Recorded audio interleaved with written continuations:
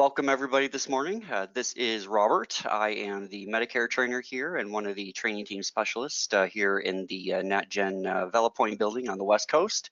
With that said, we will jump into today's topic, which is by the awesome Mr. Seth Godin in the aspect that he has a lot of really meaningful quotes, especially obviously within the sales field itself. But one of the things that I had been talking about within pre-AEP and getting up to preparing is really kind of diving down and getting to know your client that you're working with at the time, and making sure that those needs analysis, and of course you're doing right by them always as the heart of any sale, of course. But the other thing though is making sure that you're actually discussing something with them to make sure that they realize that it's not about the price. Of course, you want to make sure that you're giving them a plan that's going to fit within their budget and fit their need, and be at a price point that is reasonable and enough for them to be excited about. But the main thing that I actually really focus on is I actually really like to show them the value in the product and what they're actually going to be getting out of it versus the price. The price actually I utilize as a final sales tactic when we get down to the end, and the fact that, well, yeah, your price is going to be this amount, XYZ, and you're going to be saving, this amount as well on top of it. But the main thing that I do like to focus on is as the acronym goes, what's in it for them. And what's in it for them is just the pure simple fact that they're going to be getting a product that's going to be beneficial, and they're going to be able to utilize in a manner that's going to fit them the best possible. So this quote's very pertinent as we get into the AEP, the Medicare season, as well as the open enrollment season in general for the healthcare field. But the reason it seems that price is all they care about generally is that you really haven't given them anything else to care about. And if you really kind of take that to heart and you look at the product and not something that you're providing to them as something to save them money, but as a product that you're providing to them to not only give them, a coverage that's going to benefit them for any sort of an issue that they may already be dealing with, or may come into the future, but something that's really going to benefit them and show them that there's value in it, that it's going to be something that they're going to really enjoy having because it's there to secure them. So it's a really pertinent quote as we go into today's Motivation Monday series topics as well. So if you are new with us, this is Motivation Monday. I am the trainer, Robert Freeman. I've been with NatGen for just about a little over 3.5, going on 4 years now. And I had a short stint of about 2.5, just about 2.5 years prior, and then coming into, actually it was about 3 years prior now that I think about it, coming into NatGen team again this year. So I'm really happy to be here. I'm enjoying doing these Motivation Mondays immensely.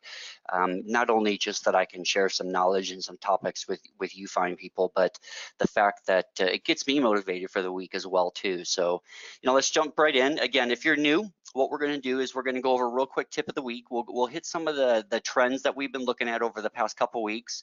We'll jump into some sales leaders and then a sales technique. I do want to let you know just ahead of time, unfortunately, please don't start throwing the eggs and the salad at me now, but we actually had some technical issues with getting some of the sales leader statistics over the last couple of weeks, and I really deeply apologize for that, but we don't have any specifics on the leaders again this week. I'm trying my hardest, myself and Mr. Dan G is trying to reach out to our contacts and try and get the most up-to-date stats that we can for everybody. So hopefully we can get some announcements out later today as far as those specific leaders, but when we hit that topic, I'll have a couple things to say on that as well too. But so last week, what we did as far as the tip of the week was concerned, we actually just really kind of went over the upcoming training schedule. And again, some more shameless plugs on this. Last week, we dove really into the heart, into the meat of Medicare 101, into parts A and B. And I got some really amazing feedback on that. The marketing compliance reminder is on here because that was just on the specific tip of the week schedule, but of course that's been adjusted a little bit. I did get some amazing feedback on the compliance aspect of that, and it looks like we're actually going to be, well, I'm actually in the process now as we speak of creating a specific compliance directed training for that aspect only. So we're actually going to touch on that topic in and of itself separately from the Medicare 101 parts A, B, and then of course, this Wednesday, Part C and B coming up, but we will be doing a specific one on compliance itself. And so I know that there's been a great need out there.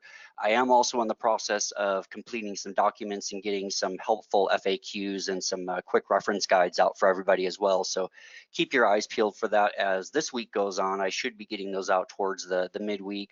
Hopefully my goal is to get them out prior to Wednesday. Depending upon time, I'm not sure if that's going to happen, but that is my goal, is to get that out at least prior to jumping into Wednesday's parts C and D. So for today's tip of the week, I got actually some real good information over the weekend about UHC promotion that's going on with a trip incentive. They have a trip incentive going on, and I don't know if everybody's checked their email yet this morning, but the marketing team had sent this out. And if you haven't gotten this, I'm going to make sure, if you haven't gotten it, hit me up in the questions area or email the training team and I can forward you the information out. There is a registration link that you're going to need to click on so that you can go online and get registered so that you can get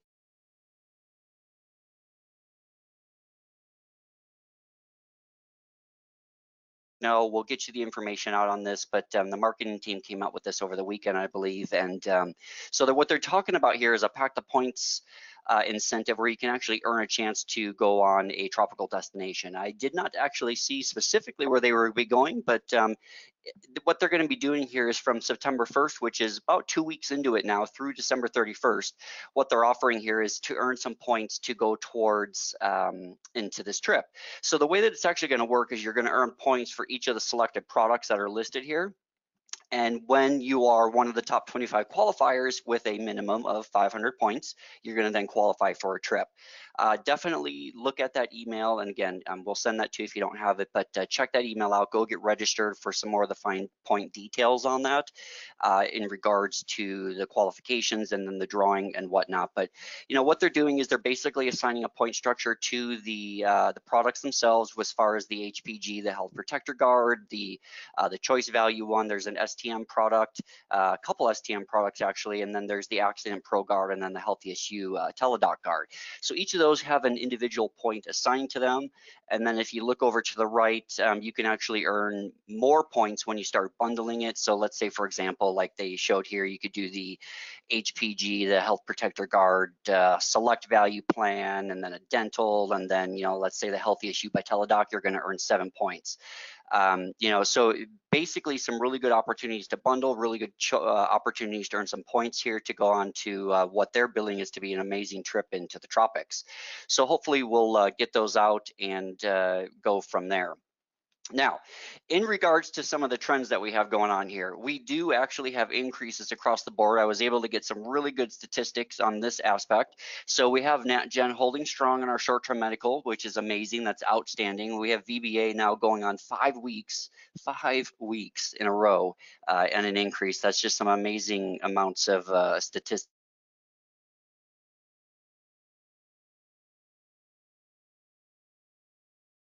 across. I don't actually remember a week in the past where I've ever seen anything that's a decrease. It's usually been really straight across the board or an increase, which is an amazing job to everybody.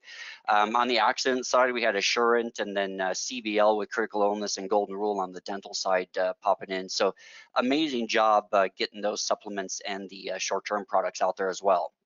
Now, again, in regards to the limited benefits and the short-term benefits as far as our sales shout-outs, again, don't start throwing the eggs or the salad at me. I deeply apologize, but I am getting the statistics on this, and as soon as we get some more information out on this, I can tell you right now, everybody that's been doing this in the past, like Katya, Robert, Andrew, everybody in general has been killing it. So y'all have been doing an amazing job. Everybody deserves a round of applause on that, regardless if you're in the top 1, 2, or 3 spots. So, amazing job to everybody on that, and we'll get those out to you as soon as I can get them, and I can start cracking some heads over on this side and get some statistics on my side to get you guys updated and informed as well. So as I mentioned at the beginning here, over the last couple of weeks, what we've been really doing is kind of focusing hard and heavy on the upcoming AEP window here on the 15th of October. What we discussed last week was a getting ready to sell or a preparing to sell checklist, and we touched on the main 8 points that, in my opinion, I would recommend at least making sure that you've hit on and adjusted and gotten those in alignment before, the AEP rolls out. And just a real quick overview on that, that was jumping into creating your marketing plan, making sure that your AHIP is all done and completed, getting contracted with your carriers and those certificates out, ensuring, of course, that you know your systems and the carrier sites as well, which then, building into your current pipeline and getting some new leads to expand your current pipeline. And then, of course, making sure that you stay compliant with any of the marketing aspects and any of the conversation aspects as well as we go into the fall AEP season here. So what we're going to do today is we're actually going to really be touching on a quick, real brief overview of what happened last week in my Medicare series. So I hope that if anybody didn't get the opportunity to see that, we're going to run through this real quick today and really just kind of dive headfirst into parts A and B and give a real brief overview, kind of a high-level overview of A and B of itself. So this is a real good opportunity for anybody that misses their Wednesday Medicare trainings that I put on during the week to really kind of get caught up to make sure that you're on top of the game with everything involved with that. So what we did last week is last week we touched on parts A and B. Again, this week we're going to be going into C and D.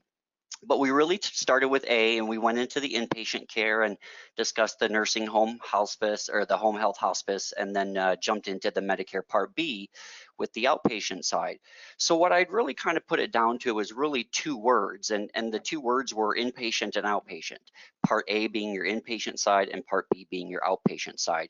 If you really kind of just utilize those two words, those are the main remembrance points to ensure that you're really going to ensure that parts A and B stay clear in your head. Now, there's some fine details in each of them, of course, that can get a little muddled at times, but really just making sure that if you remember that anything that's going to be on the inside or inpatient is going to be on the hospital side on Part A, and then anything that's outpatient as far as doctor side on the Part B, that's really going to help you to really kind of keep that organized when you're really kind of just trying to fight to find that information and in the gobs of information that's up in everybody's brains these days. So Part A being the hospital insurance coverage, Medicare Part A is basically going to help pay for your inpatient hospital care, your inpatient care in a skilled nursing facility, home health care, and hospice care. So if you notice the two main words that are underlined there, inpatient, of course.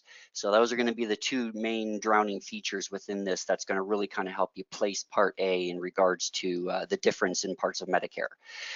Within that, so inpatient care in and of itself is defined after a 3-day minimum stay. So once they get into the ER and they're rolling in the ER, that's not really going to be the countdown clock on that yet. What happens is that once they are formally admitted into the hospital and or like in a skilled nursing facility, for example, that 3-day minimum inpatient hospital stays when that starts counting down once they do that. And it does also indicate here that, of course, that does include some skilled care like IV injections and physical therapy. So basically anything that a patient's going to be needing while they are inpatient, and that can be like in IV injections for things like antibiotics or pain medication, or things like physical therapy while they are in inpatient care, that's going to be covered under this.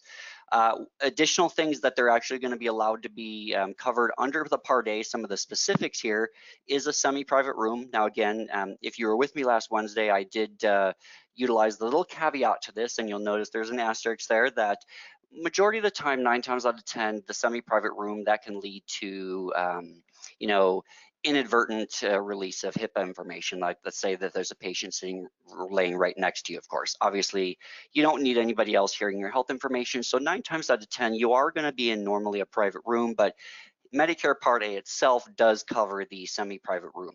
Of course, their hospital meals, the skilled nursing services, any sort of special unit care, such as like an ICU, if they are unfortunately dramatically injured and they need to go into intensive care, that's going to be covered.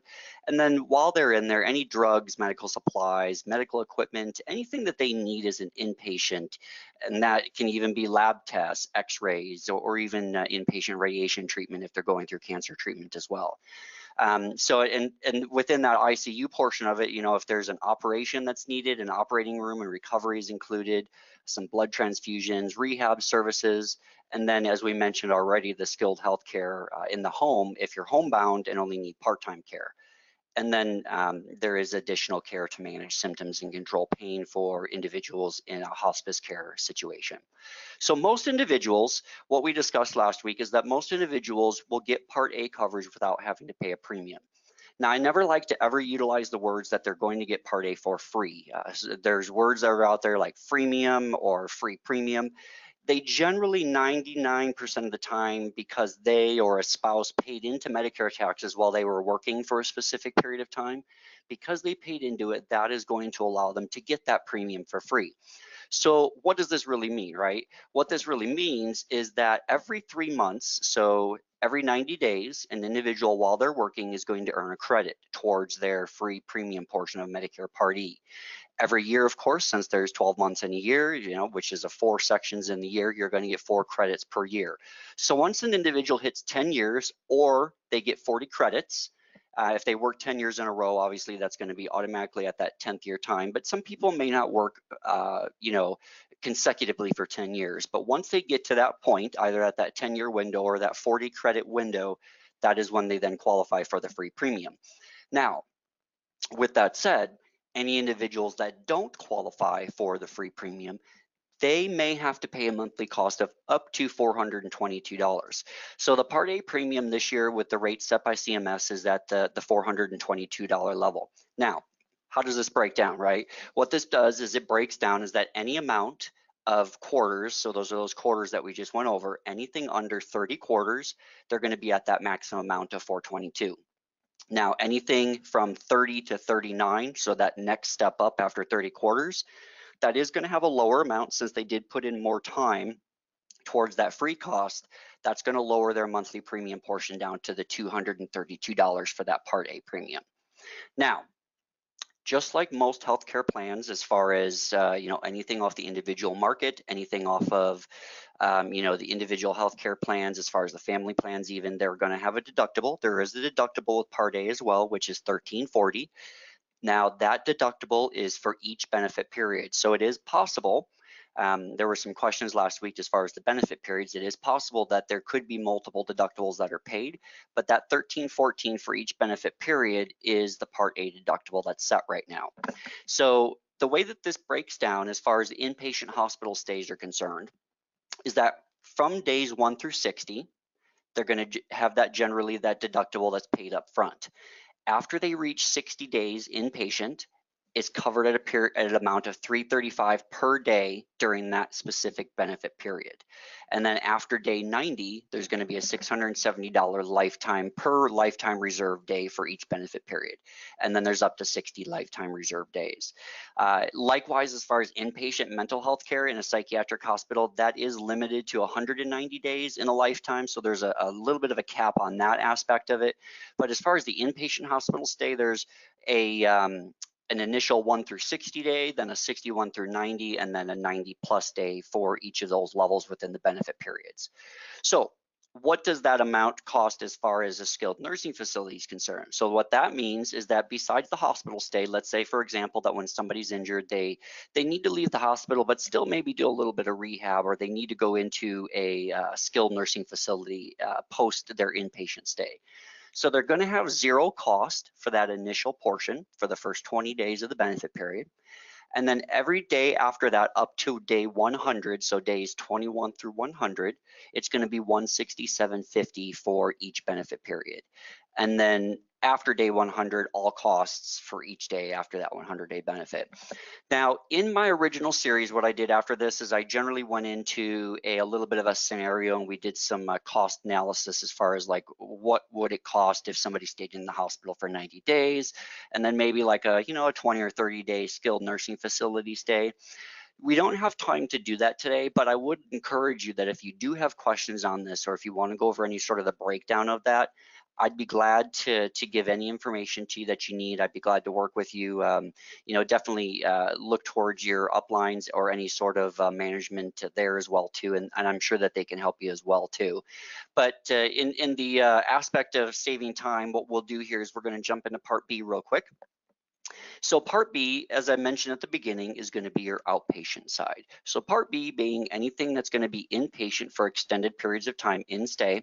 Part B is going to be the outpatient. So outpatient is defined as anything that's going to be like a doctor's visit, any sort of outpatient coverage for things, in regards to rehab as well on an outpatient basis. So this means that you're coming into the facility, but you're leaving usually generally that same day.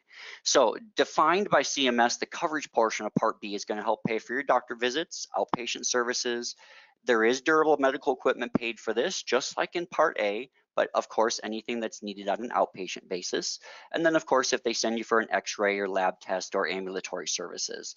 So anything that's really related to doctor's care or outpatient care is going to be something that is this coverage for this portion.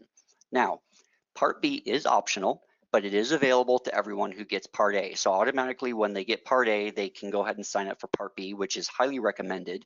And we'll get into why in just a moment here. But Part B, though, just to remember, it is optional. They don't necessarily have to cover it. Some people that I have seen that do not choose Part A is generally chosen because of a cost portion. They don't have the funds to pay for that. At that time, but usually at that point there's other options that you can really kind of offer, and that would be maybe a Part C, which is a Medicare Advantage plan, which we're going to jump into on Wednesday, and that's a really amazing topic, really good stuff to learn there as well too. But keep in mind though that it is optional. Part B, of course, is going to pay for any doctor services and a variety of medical services and supplies. Most of the services needed by people with things like permanent kidney failure are covered only by medical insurance. So that's just a portion to remember there as well too. Now, the premium for this amount is $134 or higher depending on their income. Now, most individuals, though, who are going to be getting, for example, Social Security benefits, they are going to be generally paying a little bit less than this amount, about $130. Not a huge difference, but they are going to be saving money if they are on Social Security. So, as far as the premium criteria to make sure that they are getting that $134 amount, right?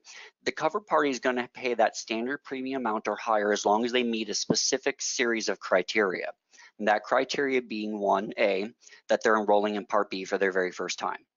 That 2, they're not getting Social Security benefits. And 3, they're being directly billed for their Part B premiums. Basically meaning that they're gonna get like a quarterly statement for that billing, they're gonna be billed for that. Because again, if you're getting Social Security benefits, usually Part B is gonna be taken out of that Social Security check and it's gonna be a discounted amount as it is anyway. So that premium in and of itself, if they're directly billed, will be at that 134 level. Now, if you remember, I did mention though that it is possibly higher than that based upon their income. And this is where some of the figures you kind of jaw-dropping in some aspects of the portion, but majority of time, $85,000 or less being the cap of that 134 premium. Any individual or a joint tax return of 170 or less is going to be at that 134 level. And then, of course, if you look at the graph that's displayed here, as you go up the income scales, whether you're on the individual tax returns or you're doing a joint tax return, it goes all the way up to anything above 160 as an individual and above 320 as a joint, with a maximum cost there of $428.60 per month. So generally, if the finances are going to be higher than that, the Part B is going to be higher as well. But the majority of the time, the individuals that you're working with usually will be at that 134 level. It's not, it is common, of course, to have other amounts, but the majority of the time it is at that 134 level. Now, just like Part A, Part B also has a deductible as well too. Now, that deductible though is annually at $183. After they meet that deductible, then the plan turns into what would be more considered an 80-20 plan, where they're going to be typically paying 20% of the remaining costs after Medicare pays for the other 80%. So, and that of course, that's going to be within a Medicare approved amount. So it does have to be something that's under the umbrella of a Medicare approved service. What that then includes then is most doctor services while you're, and that indicates here that while you're in an in-hospital inpatient. So the example I gave for that is that a lot of the times you can be in an inpatient and Part A is taking care of any of those inpatient services. But let's say, for example, that your personal primary care physician comes to visit you within the hospital while you're there. That's then billed, and the way that it's broken down as an individual doctor's visit. And then the Part B would take care of and cover that portion. And then anything that's an outpatient therapy or durable medical equipment is paid at that 80-20 rate as well too. Now, if you remember, I did mention earlier that if they don't choose to enroll in Part B, there is the possibility that they would get a late enrollment penalty. Now, obviously, we want to try and help everyone that we can avoid this at all costs, which is why it's highly recommended that if they have the financial feasibility to do this, to have them enroll in Part B at the same time that they're enrolling in A, so that they can avoid this. In most cases, though, as it states there, is if you don't sign up for Part B when you're first eligible, you'll have to pay a late enrollment penalty. So how does that penalty work, right? The way that it works is that your monthly premium can go up 10% for every 12 months that you were not enrolled in Part B. So you may need to also wait until the general election period from January 1st to enroll in Part B. So if they go, oh no, I don't want to get the late enrollment penalty, go ahead and enroll me, they may need to wait till January 1. They can't just do it when they realize the mistake, and or if they decide to enroll at a certain time. And then the coverage will start July of that following year. Now, let's look at a little bit of an example here in regards to what that late enrollment penalty would be. Something to keep note, though, is that usually, though, you will not pay that late enrollment penalty if you do meet certain conditions that allow you to sign up for Part B during the SEP, which is the special enrollment period. So let's say that there's a marriage or a divorce, or they lose insurance coverage, or their insurance changes for one reason or another. If they do qualify for that special enrollment period, that's when that late enrollment penalty would be waived, so they can avoid that. And hopefully they would fall into one of those categories anyway if they're making a change. If they're not and they're just doing it because, oh, I want to get on Part B, that's when this LEP is going to take part. So utilizing the example here, so let's say, for example, that somebody's initial enrollment period ended in September of 2009 for that enrollment period. They waited to sign up for Part B until 2012, March of 2012. So that's what, just under 3 years, about 2 years and what was that, 30 months total, so 2 years and 6 months. So the Part B premium then is going to be billed in 12-month portions. So out of that 30 months that they didn't have coverage, there were 2 full years. So that means that, as we mentioned before, with the 10% penalty, that's going to be 20%. So 10% and 10% for each of those years that they didn't enroll. And that 20% is going to have to be paid for as long as they have Part B. So on top of that 134 cost, that 20% is going to be on there for the lifetime that they have the Part B coverage. So it is definitely in their best interest to try and avoid the late enrollment penalty, because if they do go for quite some time without that, and then they are ending up signing up and it's outside of a special enrollment period, they're going to be stuck with this penalty. Some of the coverages and the cost shares within the Part B portion, within the umbrella of Part B, the coverages will then kick in once their deductibles met, and that will take care of any doctor services, outpatient hospital, home health visits, medical and health services, and prescription drugs. Very limited, though, on prescription drugs, and I'll tangent here for a second. Generally, prescription drugs are covered under Part D, which is going to be something that we talk about upcoming this week. But just like Part A, let's say that they're an inpatient and they need medication when they're in there, Part A will take care of those drugs. Part B does take care of drugs on a limited basis. Let's say, for example, that you come in for a doctor's visit and the doctor decides they needs to give you like a vitamin B injection, or some sort of like an injection for maybe an antibiotic just really quickly there in office. That is when the Part B will kick in and those prescriptions are covered. But this does not mean by any means any normal prescriptions picked up at the pharmacy, or any prescriptions that the doctor is sending to the pharmacy, for example. Only for drugs that are going to be taken care of inside of while they're in that inpatient care. So that's going to be very limited in that aspect. And then any outpatient treatment of mental illness, of course, that's going to be under that 80-20 rule. And then there are wellness visits that are covered as well too. Some of the additional coverages and cost shares here are kind of laid out in this graphic here. And we won't go over this, but one of the things that I do want to touch on here down at the bottom is that blood coverage.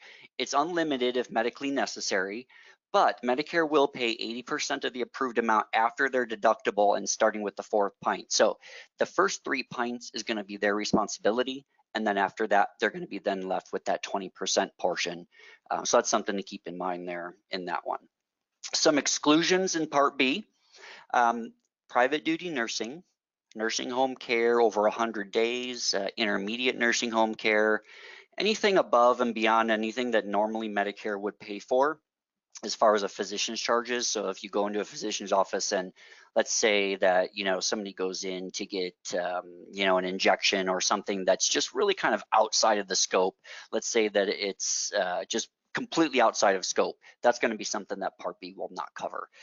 Any care received on the outside of the United States is not covered either, which is really, hint, hint, a good idea to get some of those MedSup plans in there, especially with the NatGen. Shameless plug there. They actually have some coverage outside the United States in their supplemental that they offer. Some custodial care and dental care and things like hearing care and eye care are not covered under Part B either, unless it is something that results from an accident. And then, of course, that's going to be on an emergency basis, and it'll be covered either inpatient if they need surgery on Part A, or on an outpatient procedural under Part B if it's resulting from an accident. But their normal dental care, their normal cosmetic surgery, any eyeglasses or anything related with hearing, orthopedic shoes, acupuncture, for example, those are not going to be covered, and those are excluded as well too. Some additional exclusions, anything long-term custodial care, dentures as well. A lot of people have asked as far as the fact that, when you get into this demographic of the population, there's a lot of foot issues, podiatry issues. Routine foot care is excluded from that, but there are other opportunities to, to cross-sell other products that will have that, maybe possibly with an Advantage plan. But, things as well as cosmetic surgery and hearing aids, that those are not going to be covered. So how do we get enrolled?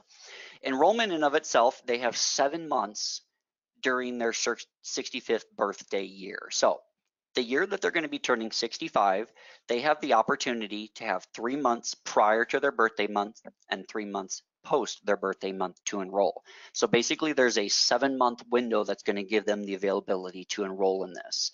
And then after that 7 months, if they qualify for a special enrollment period, of course, you can enroll them. Or if it's the open enrollment period that's going to be coming in for 2019, as far as January 1st is concerned, if they need to make a one-time change, there's going to be that opportunity this year to do so. But generally speaking, the enrollment's going to be within that 7-month window. Now, the nice thing about this, though, is that if they're already receiving Social Security benefits, or if they're a railroad retiree, they're automatically going to be enrolled in the Medicare Parts A and B. They generally don't need to do anything in that aspect. They'll automatically get their enrollment package about 3 months prior to the enrollment of their birthday month. And same thing in regards to anybody that's under age 65 that's on SSDI or Social Security Disability Income. They are also going to be automatically enrolled. Once they hit their 24th month, that gives them the qualification that they would qualify for Medicare. So if somebody's been on disability for 24 months, that then is their qualification window for Medicare activation. Once they get to that 23rd, 24th month is when they're going to get that auto enrollment done.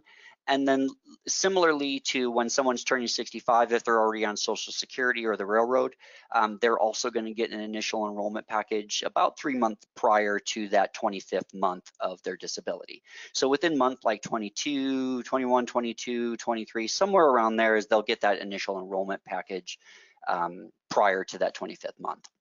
Now, if they are turning 65, a standard person turning 65, and they are not signed up for Social Security yet, they will need to contact the Social Security office about 3 months prior to that 65th birthday month. The number is listed there. They can visit the Social Security office. They can go online and start the process there as well too. But they do need to make sure that they have any sort of Medicare claim numbers and an effective date to make sure that they can get that for enrollment. And likewise, as far as railroad retirees, they do need to contact the Railroad Retirement Benefits Board at the number that's listed down there. Now, when they're making payment for this, there are a few different options that they can do to take care of those premiums. They can do automatic deduction from their Social Security check, which is the standard method, so they don't even need to worry about it. They don't need to think about it. And if they're doing that then and they're on Social Security, that the other benefit of doing that is, if you remember earlier, right, they get a small discount for that. So they're going to save a little bit of money if they do that automatic deduction out of their Social Security check. Likewise, with the railroad retirements and any federal government individuals that are receiving pensions, they're going to get that opportunity for an automatic deduction as well. Medicare does also offer an easy pay to deduct from the bank account. There is an opportunity to get quarterly billing statements mailed to them. I do know individuals that just prefer to do things through the mail. They'll send that check out religiously every quarter or however often that's going to get billed for their quarterly billing payments. But 9 times out of 10, though, usually they're going to be with the automatic deduction. But they do offer the quarterly billing payments and an ACH EFT option from a bank account if they would prefer to do it that way as well. So with that said, that's A and B, inpatient, outpatient. Simple stuff, right?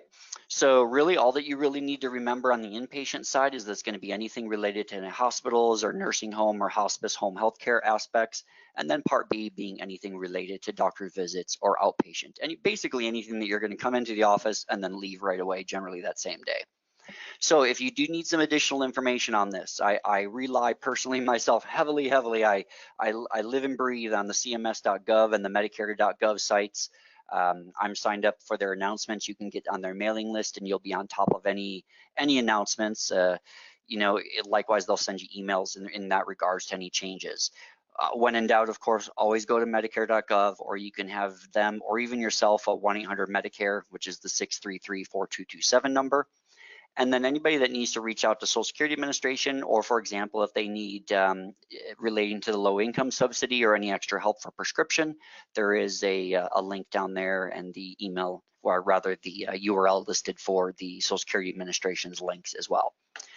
So that's my wonderful Motivation Monday for today. I know it was a little bit longer than normal. We went about 40 minutes, but I appreciate you sticking with me. If you do have any questions or if you have anything that you want to follow up on, feel free to email us at training@ahcpsales.com, or you can reach out to our amazing agency services people upstairs at 877-228-8773.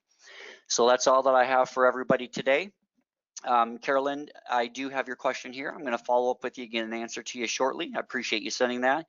And again, if anyone else has any other questions, I generally stay online for about 5 or 10 minutes after the webinar here to answer any questions and send out any emails if needed. But you guys have an awesome remaining rest of your week. Just go out there and kill it. And I will talk with you next week.